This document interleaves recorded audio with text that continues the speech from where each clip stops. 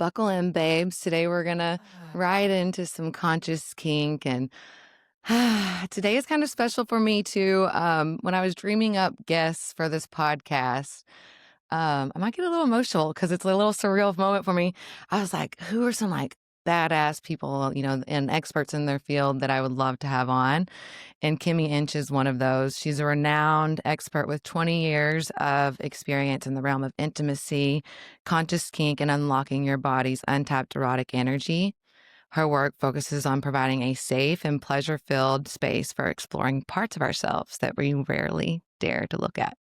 Unless you're probably tuning in. Or I hope so. Yeah, and I was telling her before we started recording that I was like, I've done my homework. Such a good girl, Kristen. Yeah. I'm so proud of you. Yeah.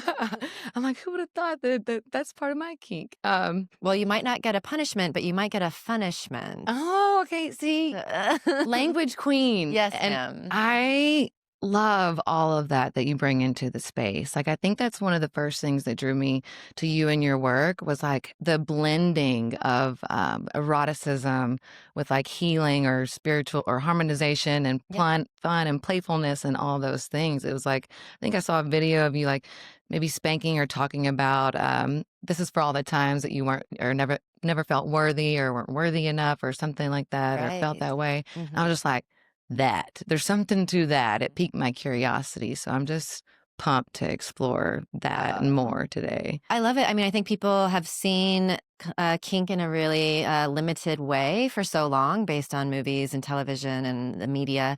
And there's so much richness and exploration and imagination. It's really sky's the limit. It depends on the individuals who are participating on how they really want to make it go and create. So I love using humor because I think humor is the lube of all things. And sometimes you're swallowing some like intimidating topics, like using some lightness and humor can go a really long way. And if we can't laugh at ourselves, then like we take ourselves too seriously in the bedroom, girl, In and out of the bedroom. all the time. I was actually thinking about that, like getting ready today. I'm like, if I can't laugh at myself or be playful, like I'm like, oh, spill. I'm like, I'm messy. I'm like, just laugh and clean it up later. Right. Yeah. I think that's such a good point. And like how, just to like kind of rewind a little bit, I guess, like how would you define like the conscious kink, or how does one even begin dipping their toe into looking at it with humor if their experience have no insight or what the hell is this stuff? stuff? Like conscious. I know, because what comes to mind? Like what comes to mind for you? Like the whips, chains. I mean, what? I mean, you might have some more knowledge. I'm a little but skewed, initially, but I think of intentionality. Yeah, cool. That's beautiful. Yeah, I think of presence. I think for me, I love playfulness. Like playfulness is my jam. Kink, taboo. Yeah, I mean, I grew up in the Bible Belt, and so, but that was also always like, for me, it was like a pull. Mm-hmm. If you tell me I can't do something, makes me want to do it a little more. Yeah. I can relate to that. Yes, I feel like I'm blushing. Like I would listen to or watch Scrambled Skinamax and like be listening for footsteps coming down the hallway. Right. Like, are they going to catch me? And it's that taboo nature, which is a part of the kink. It's that being turned on by what's taboo. And that can look so differently for each individual. It could be, listening to porn and being afraid your parents are going to walk in, right? And it could be doggy style, or it could be dirty talk, or it could be more than one partner simultaneously, right? Like it could be so many things, but it's the taboo nature that really gives the person the thrill. And that thrill is aliveness at the end of the day, the sense of being alive. It's like, ooh, we're doing the things we shouldn't be doing. And every like cell in my body is firing on all cylinders, and I feel like so present and alive and out of my fucking head, like I'm just in the moment. And what I think about conscious kink, which makes it a little different than regular kink, is that it's still being turned on by the taboo, but conscious kink is about consciousness, as the title suggests, also embodiment and intention. So the idea of doing conscious kink is that we value the connection over the experience. It's really about like, like how do we drop in? And that really brings tears to my eyes. Yeah, thank you. Me too, because there's so much heart available here. And I was one of the first sort of educators talking about having heart and bringing heart into your conscious kink scenes and into the erotic. And a lot of people were like, how do I have heart and spank someone or humiliate someone? Like, that doesn't make sense. And I'm like, yeah, but you can feel the quality of connection through somebody's heart. You can really feel if someone is really with you in that moment and they're attuning to you and they're not just there to do a bunch of shit to you. They're there to really like connect and drop in and go deep, you know? And that's what conscious kink is about. You know, hopefully the residue of all play is a lot of pleasure, but it doesn't necessarily have to be the focus point. People do it for shadow play or shadow work. People do it to understand themselves better. People do it to drop into altered states of consciousness so they can have an expanded state and maybe look at their present situation in a different perspective. Like there's so many ways that you can use this tool because that's what it is.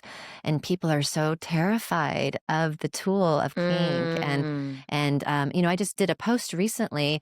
It was an image of a circle of chairs with little white masks on each chair circling around a spanking bench. And I got like at least 350,000 views on this photo, but the mix of comments was really fascinating because people were just like, you're burning in hell, you know, versus like, oh my God, that's so exciting and thrilling. And to see like the mix of excitement with the fear and the judgment and the longing and all of these things simultaneously, it just really helps me to understand where we are in the state of this world. There's still so much confusion around sexuality. There's still so much stigma. There's still so much repression. And hopefully, slowly but surely, we can start having these conversations more openly so people can decide for themselves if it's something they want to explore. Yeah, that's why I'm so glad to be Thank offering you. a conversation Thanks for today. having me. So important. Yeah, I'm just like, wow, where do I even go from there? It's what do you think that is making or makes people terrified of the kink space? Is it because it's unknown or religious culture upbringing? Is it a sweet combination all coming from all different angles? Or because I feel like it brings so much online when you talk about those comments pinging, it's bringing like so many different varied perspectives. It's bringing so many different like emotions online, in the online space, but I meant like bubbling up to the surface. Right. So I'm like, what is it It's definitely a combination. There's a cultural misunderstanding. There's, you know, religion, of course, as you mentioned. And also a lot of the practices that you find in BDSM, when done unconsensually, are really uncomfortable. And a lot of people who maybe have suffered any form of being dominated unconsensually, like from authority figures that they were not okay being dominated by and being submissive to. Also pain. Most people do not want to feel uncomfortable or feel any pain. And it's hard for them to wrap their heads around actually leaning into the uncomfortable, leaning into the pain, and that the pain can actually be of service to you in some way. It could be a way of, getting out of your head. It can be a way of dropping into altered states of consciousness by releasing endorphins and serotonin and adrenaline and all of these things. Creates this little cocktail of aliveness for people. And there's these themes in life that are in kink, like themes of pleasure, pain, servitude, surrender, power, domination, submission. These are just parts of our everyday life. These are things we interact with all the time.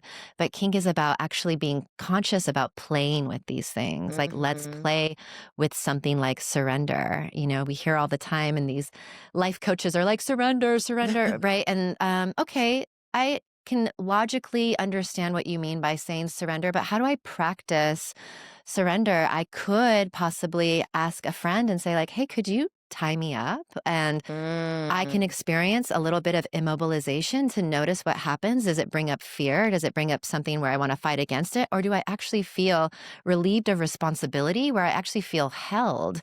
And I actually feel like this is really nice to be relieved of responsibility. I can just lay here, you know, what happens? Yeah, so I see you taking a deep breath. When I think about when we're visualizing that scenario, and just I'm like, yes, baby, put me in my feminine softness and, you know, feeling that safe to just like unravel.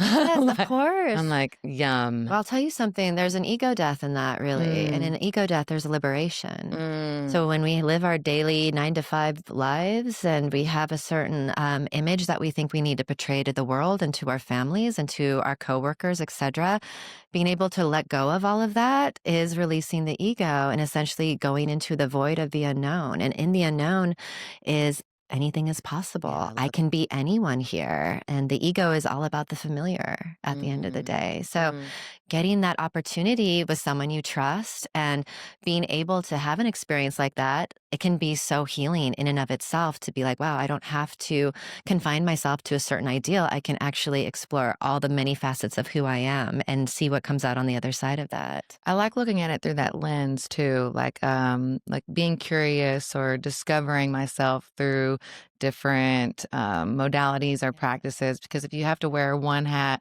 at work or something, Right. to me that's like a duplicitous kind of existence in some ways. Like, can I like get the opportunity to discover my authentic self, or play and find or be, if I have to wear that hat so much of my lifetime. So yeah. so it sounds like a cool opportunity my for that. mistress persona's name is Mistress Nina Payne, and I created Nina Payne back in 2002 when I started my journey as a I was dominatrix. curious how it got started. Yeah. So I used to be a DJ, and I was invited to DJ at a fetish party, showed up at this event, looked around and said, these are my people.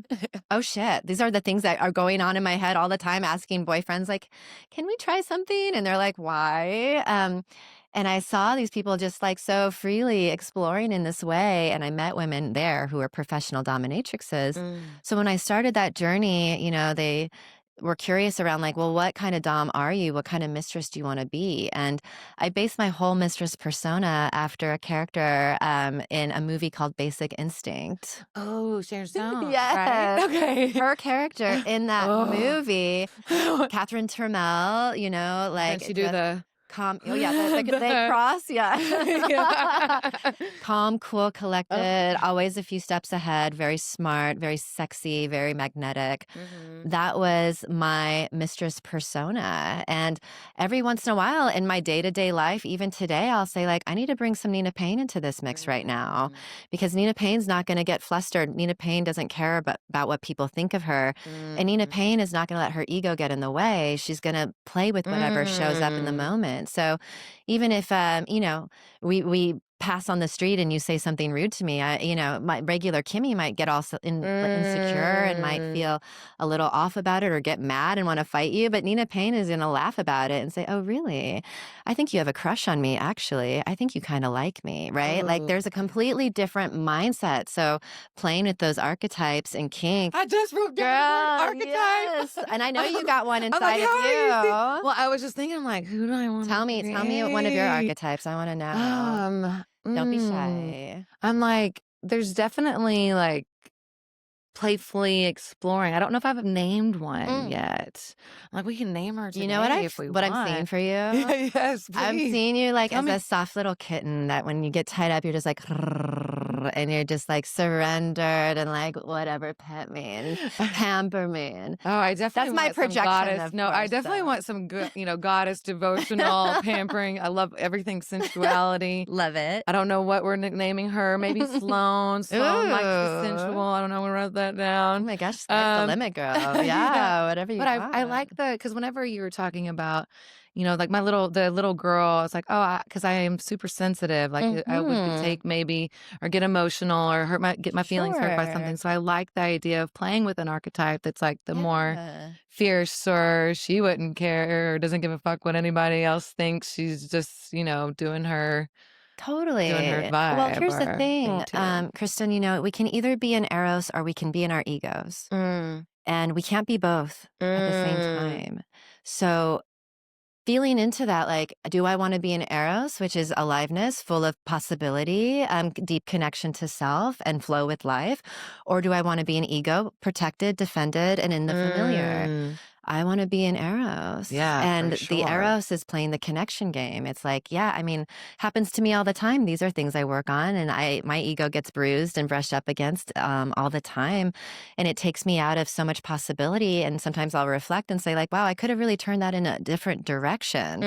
But thank God I have the opportunity to play with it repeatedly with play partners in the play space where I'm constantly strengthening this I don't know why I'm muscle. running Girl, down like, this. we are. I'm like Yes. rewriting things in kink scenes or play. I love Yeah, it. yeah. But I get to So I'm strengthen the like, muscle. I'm not even really looking at my Yeah.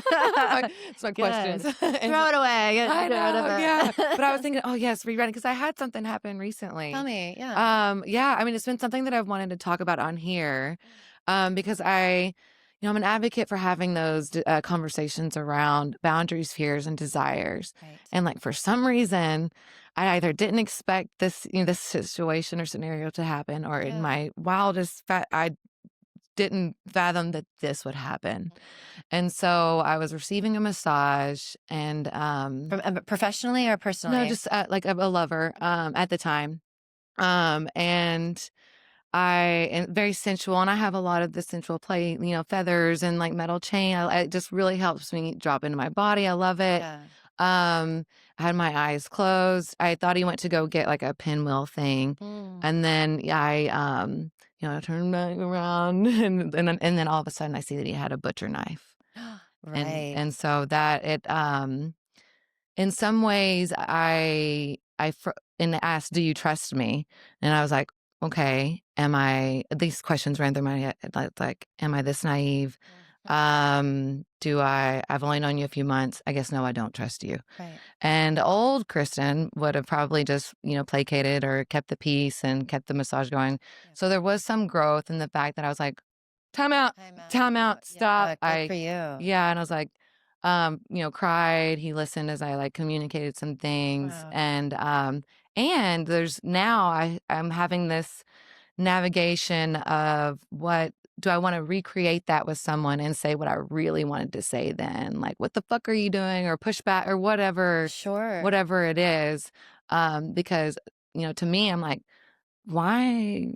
I'm like, I'm trying to wrap my brain. I'm like, and what, ma'am, is that okay? Like, if we had talked about this and we were going to role play, and I knew the parameters and you knew the parameters, I'm like, this is okay. This is not okay. Yeah. Like, I'm open-minded. Totally. And so, and it could have gone a completely different route versus me saying like, unfortunately, I don't know if I'll ever feel safe with you again.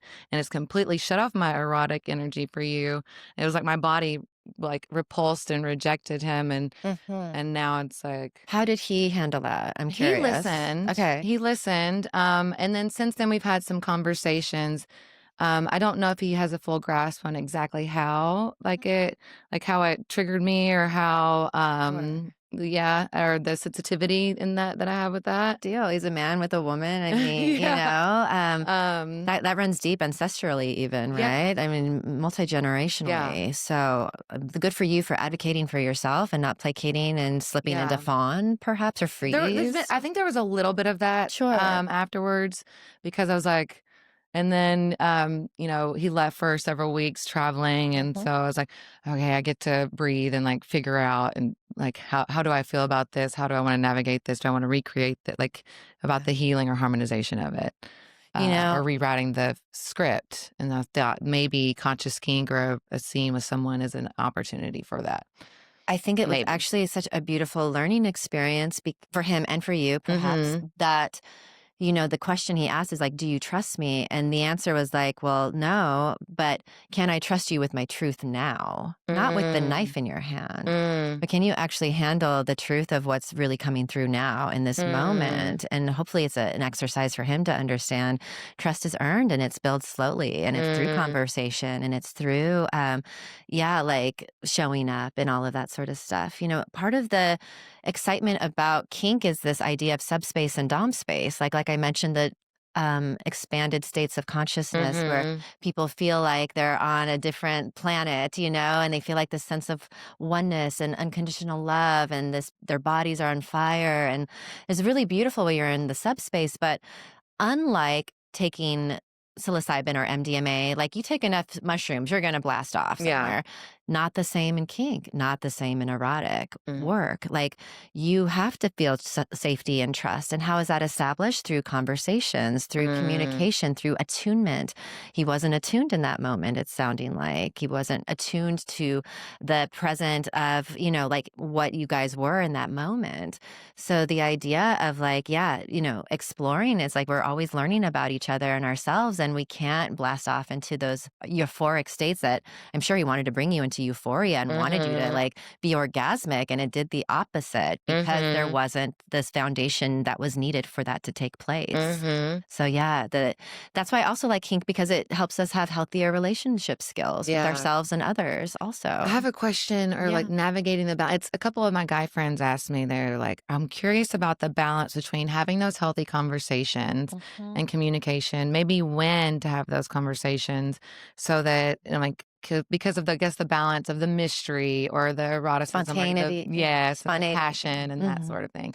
So how do we need to navigate that, I guess? It's a delicate line, you know, because while spontaneity and surprises can be really enlivening, it can also go like sideways really fast, right? So there's an idea of like, how do we create space for that kind of communication to feel not like a chore, but like, when I do communication with a potential play partner, whether it's personal or a client, we go so deep that I feel like I'm kind of high by the end of the conversation. And it's really exciting because I'm not just sitting there with a checklist being like, do you like spanking? Yes or no? Do you like that? Yes or no?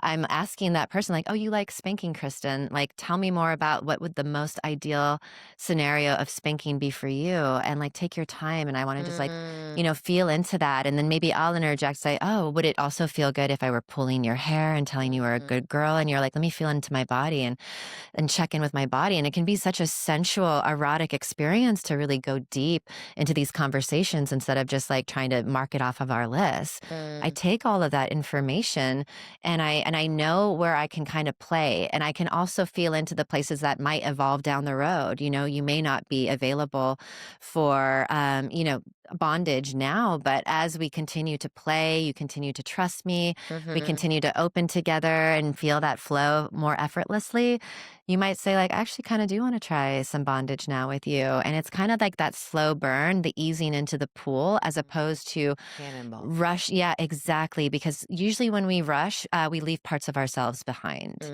And I have normally, there has been things that I've said, I've said yes to some things that I may not have been a total fuck yes to, and I don't have regrets about it. But when I'm fully embodied and feel that like all parts are here and I'm a full fuck yes, and I'm moving into it with the full fuck yes energy, it's a very different experience. It's a very different experience. I like that you brought up rush too, because even like coming to this podcast today, and then when I envision or my future self, I'm like, well, she doesn't rush.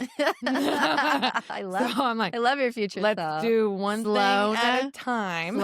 Sloan doesn't rush. Sloan does not rush. She likes easy mornings, skating around her apartment. Yes. Or home. She has a home. Future Sloan has a home, you know, like you know. Well, there's a saying, slow is sexy. Slow is sexy. And passion is hot and awesome, don't get me wrong, but that doesn't mean we have to go fast, you know? You can really feel that energy. And again, you know, being in your heart, like you can feel when somebody isn't in their heart and they're not in their heart. So if someone's just there to kind of blow your mind and do a bunch of shit to you, it's going to be a very different energy, as opposed to like, I want to share and co-create an experience with you. That's why I don't use language dominant submissive so much.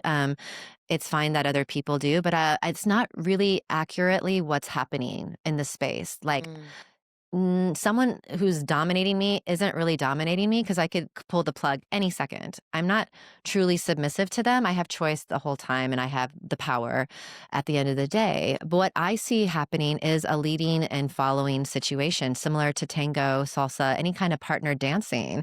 And it's the erotic leadership and the erotic followership terminology that I like to use. And for me, you know, dominant submissive is hierarchical and very like kind of this old school idea that people have like a lot of rub against, but leader-follower is collaborative and co-creative. Erotic leadership is about inspiring and guiding and influencing life force energy. You know, we've been talking about the erotic, and Eros is the root word for erotic, and Eros is that life force energy that we all want to feel alive with. So as a leader, I want to be able to guide, influence, and inspire that energy. And then the follower, instead of being submissive, is actually the follower in the sense that they're expressing and embodying that life force energy.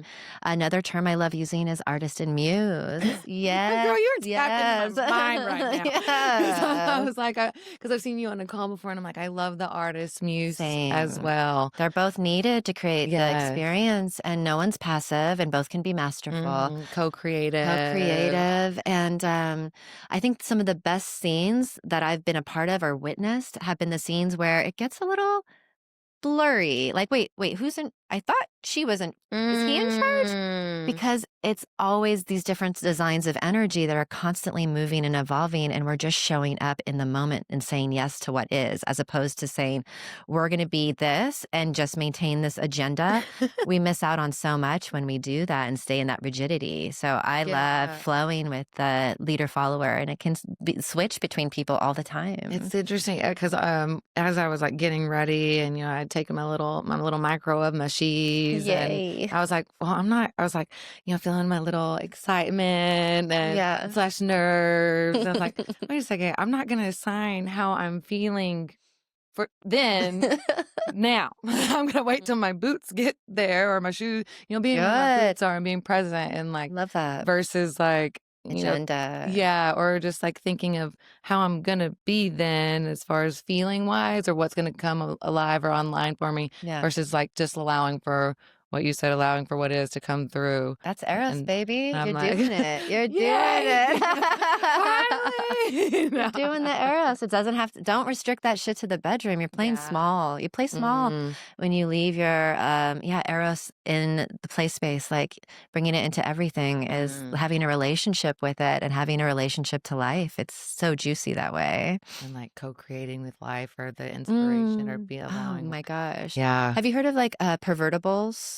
Oh, tell me. So a pervertible is like taking some mundane or household item. I'm like looking around. I'm like, is there? There's tons of nipple options actually. Yeah, there you go. You can definitely use this leaf for a sensation play, right? Like you can kinkify and eroticize anything. Ooh. Like I say I'm like Jesus, but instead of turning water into wine, I can turn anything into a sex toy, essentially.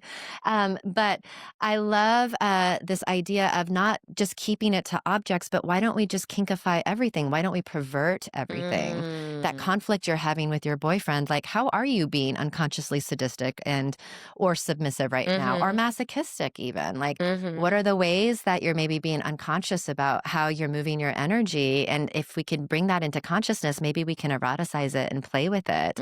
And then we don't have to take life so fucking seriously, and we can have a little fun instead of saying like, oh God, my boss is such a jerk and everything sucks. Or get curious around like, well, why am I staying in a situation where maybe there's some comfort and security, but I'm absolutely miserable? Am I being a slave to comfort? Am I being submissive to security and trading in my aliveness for it? Because if that's the case, like maybe I should get off on that a little bit, and maybe I should just like play with that a little bit more and see if it moves some energy and helps me to get into a different mindset so that I can meet things differently and have more capacity for different things.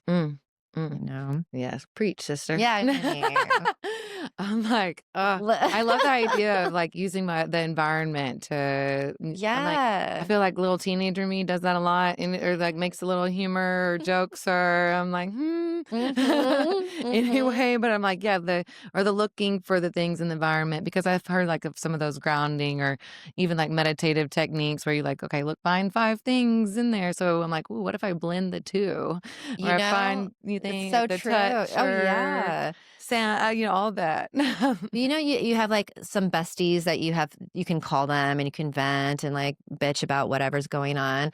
I have spanking sisters. Ooh. And I think everyone should get a spanking sister. Yes. And these are non-sexual relationships. We love each other, but there's no sex involved. And I sometimes call a girlfriend over and I'm like, hey, can you come over? I'm feeling emotionally constipated. I'm feeling a little stuck. I feel like I'm in a rut. Can you come over and spank me? And they're like, yeah, I'll come over and spank you. And they spank me. They move the energy. Sometimes I cry, but mostly I get really out of my head and into my body. And I feel like a brand new person. I'm a yes to that. Applications are starting now. Like my body is communicating yes. Would you like to be one of my spanking sisters? Absolutely. I yes. Love it. Good. Oh, and that makes me think of something too, with the spanking and the kundalini or awakening it. Yes. Can you speak to that a little bit? 100%. Okay. So I love to use a lot of tantra in the kink explorations that I do. So I play with the chakra systems. Okay. If I'm doing impact play with a partner, like for example, doing a hand spanking with someone, I like to tell them that my arms and hands are an extension of my fourth chakra, which is my heart.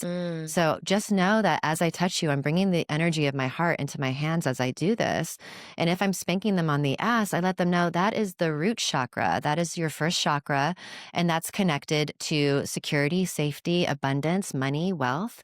So when I'm striking this area of your body, my intention is to open up this portal or this power center so that you can have more safety, abundance, and wealth in your life. And bringing that intention into the spanking is such a different experience as opposed to using it as an erotic punishment, which can be fun, but using it as a manifestation tool, using it as a way of just moving energy in someone's body.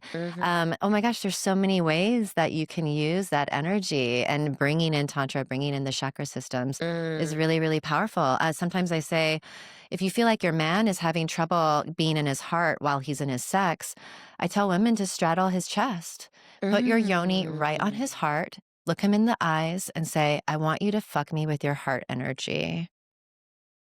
And most men may not really know what that means, but they would want to accommodate. Masculine men want to penetrate. So he would find a way to bring his heart energy to penetrate your yoni as you're straddled on top of him.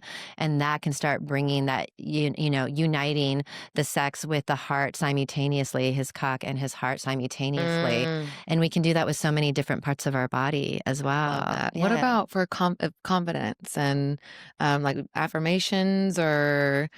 kind of ideas for weaving those? Absolutely. I think language is super, super powerful. And if you're bringing your partner into an altered states of consciousness, their minds are susceptible for information and programming. So I get curious when I do communication. Yes, I do want to find out what are their boundaries, what are their desires, what are they available for, what are they not available for. But I like to ask my partners, like, what's going on in your life right now?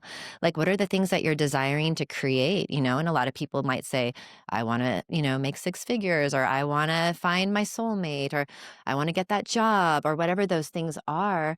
And I keep that locked away in my mind. So when I'm playing with them, I can actually bring that information forward, and I can say, take a deep breath. Let me feel your body, and start spanking them on the ass and say, like, do you feel how strong you are? Your body is resilient. You're able to alchemize pain into anything. So that means you can alchemize your life any way you want. And I bring in this wording and this programming to actually suggest them to step into their brilliance, step into their magnificence, as opposed to, you're bad because you didn't do the dishes. Like, that's not going to do anything for anyone. It's really general. It doesn't personalize anything. It doesn't excite or ignite somebody's imagination. But when you personalize it and you bring in the, you say you want this six-figure job, but you keep holding yourself back because why? You don't think you're worthy? I'm going to spank you for that reason. I'm going to spank you for the times that you hold yourself back, and you're not going to do that anymore. And in fact, I'm not spanking you. Your higher self is spanking you. I'm just the messenger.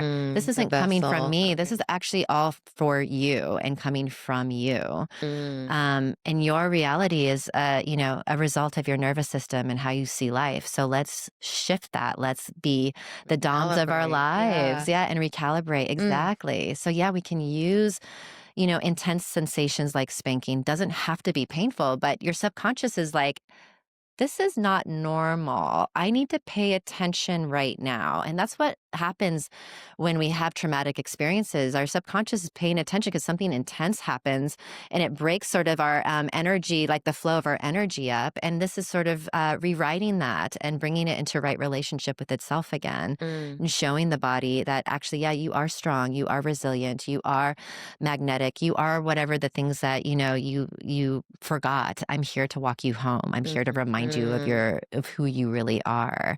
And that's part of conscious kink is like, what do we want to create together? I love the language elements. Thank you. And Yeah, it's beautiful. and I am like the words. I'm like having trouble finding my words right now. Yeah. But I'm like the language around okay, it came back. Great. Yes.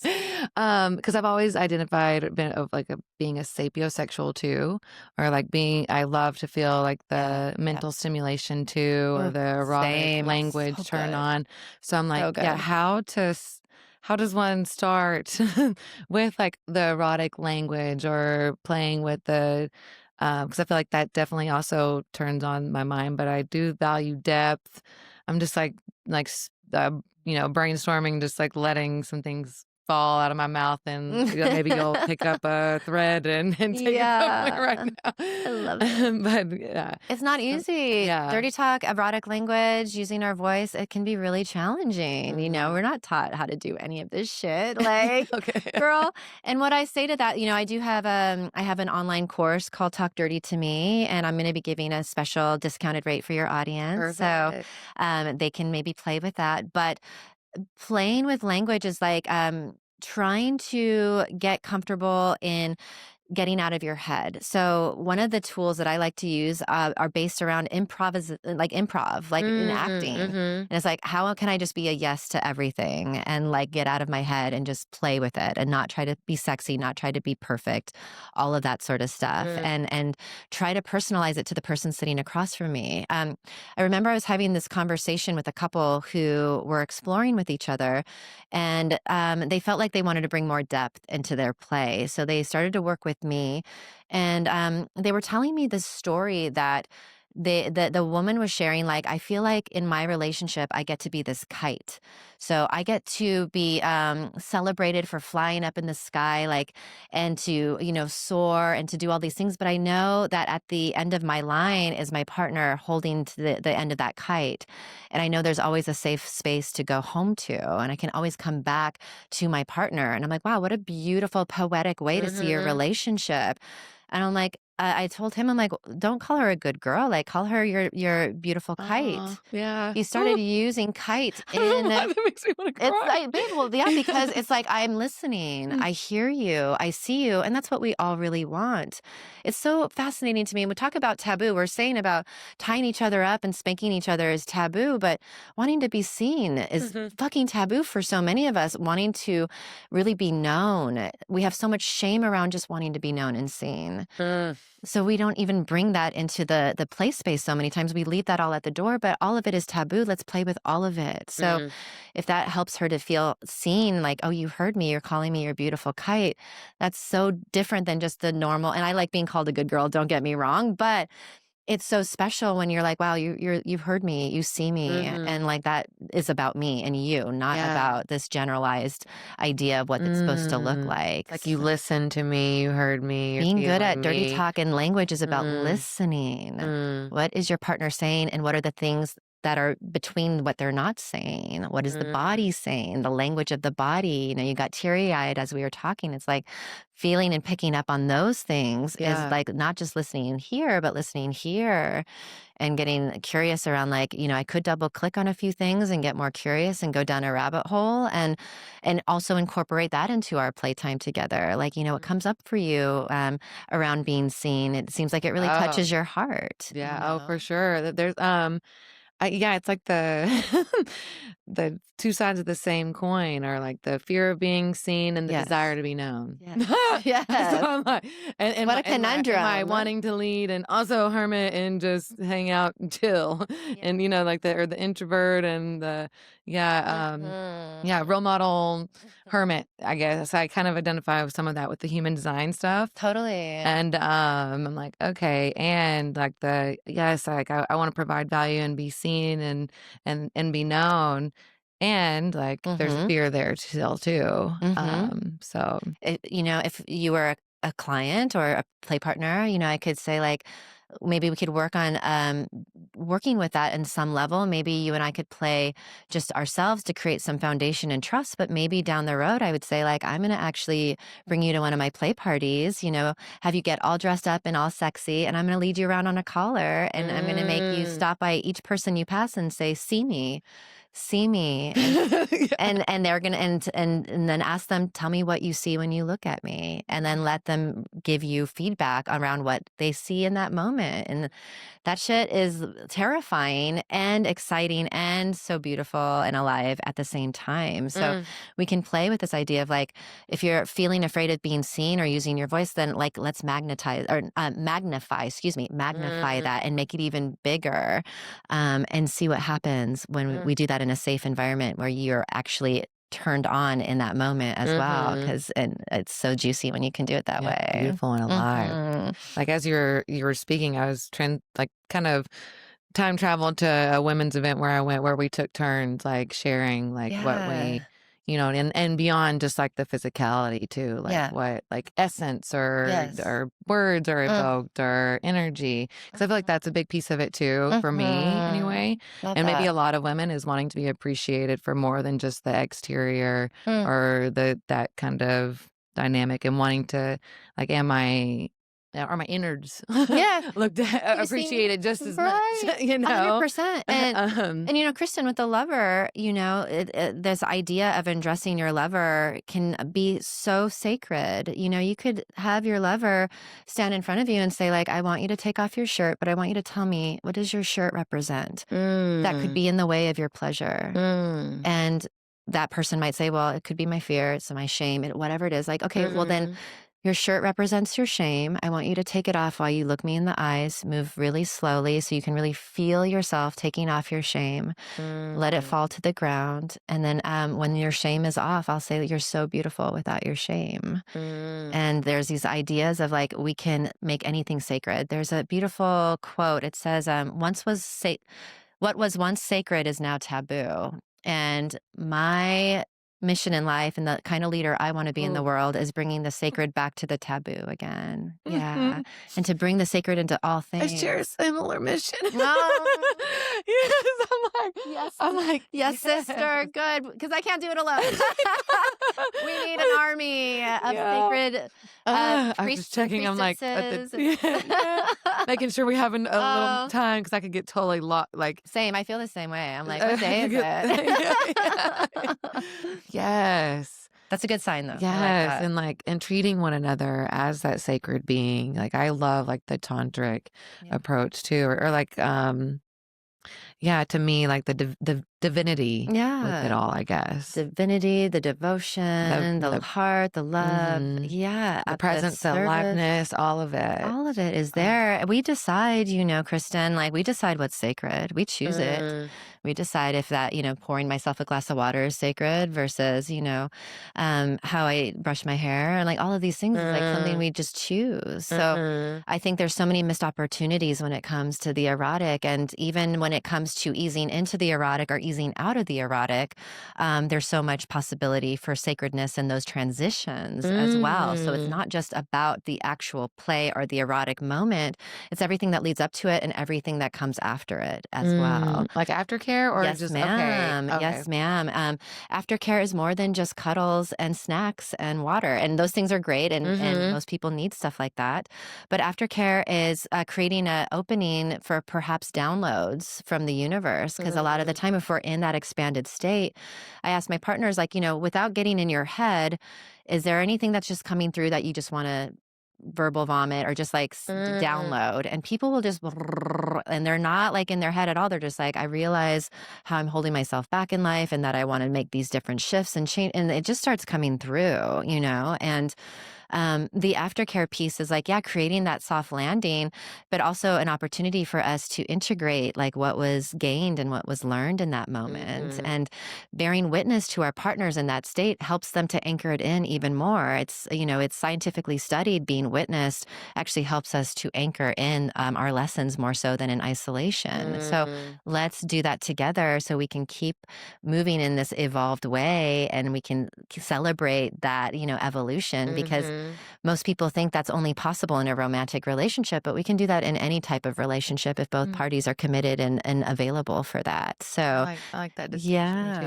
too.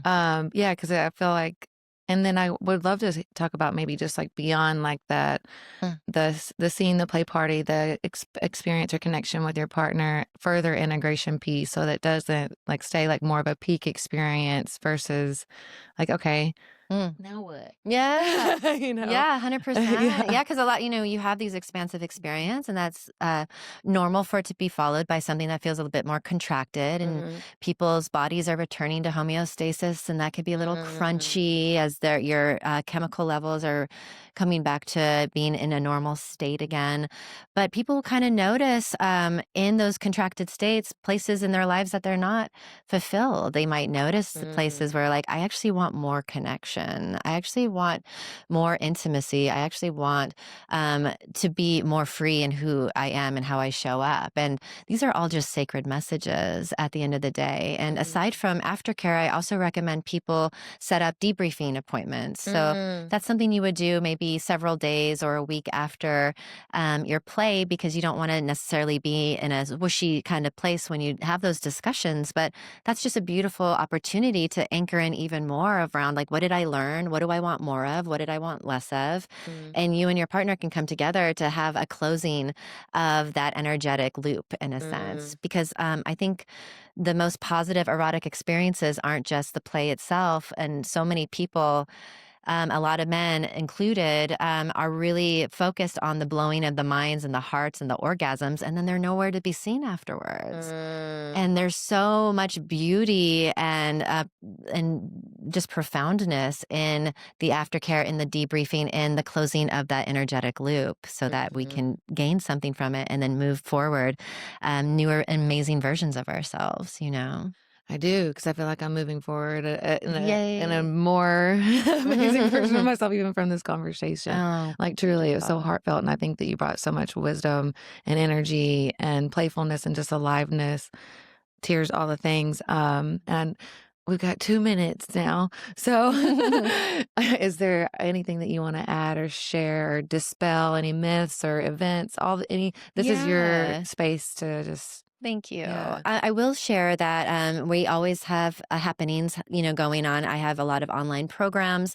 If you want to just do something at your own pace, that works. But we also have an in-person event called Something More that's happening October 16th through 19th. That's our signature event and really helps people step into what's possible in their erotic lives. That's going to be in LA. I also have an event called The Initiation on November 15th. That's going to be in Austin, Texas, where it's basically leading people into a process of understanding how to navigate play parties with confidence and success. And it's followed by a play party afterwards. So yeah, I'm like, let me check the calendar on that one. If you're ready to be in community, those 2 events are coming up. And just a good reminder to let people know, like, you don't have to do this on your own. Sexuality and our eroticism and stuff, it's such a sacred part of who we are, and it's very rare that any of us have come out of our sexual development unscathed. Like almost everyone has some form of trauma or wounding around their sexuality. So knowing that being the core essence of who we are, that's such an important aspect to look at in our lives. So I urge people, whether it's with me or with another trusted kink-friendly therapist or healer or educator or whatnot, continue down this road. If you're listening to this podcast and you feel like there's something here for you, then trust that instinct and know that when you have that healthy relationship with your sexuality, it ripples into all areas of your life. And it's so beautiful. Thank you. You're so welcome. Thank you for having me. Thank you so much. Oh.